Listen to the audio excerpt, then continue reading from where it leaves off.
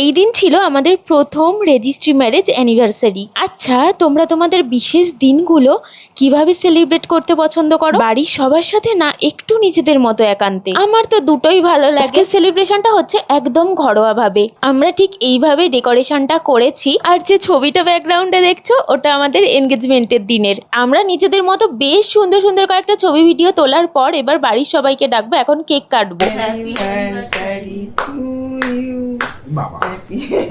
আমাদের সোশ্যাল ম্যারেজের ঠিক 9 মাস আগে হয়েছিল আমাদের রেজিস্ট্রি ম্যারেজ এনগেজমেন্ট আশীর্বাদ, যেদিন আইনের পাতায় দুজনের কাছে অঙ্গীকার করেছিলাম সারা জীবন একসাথে থাকার। জানো তো, ও যখনই ব্লিঙ্কিতে দেখে কোনো নতুন নতুন চকলেট এসছে সেটা আমার জন্য অর্ডার করবেই করবে।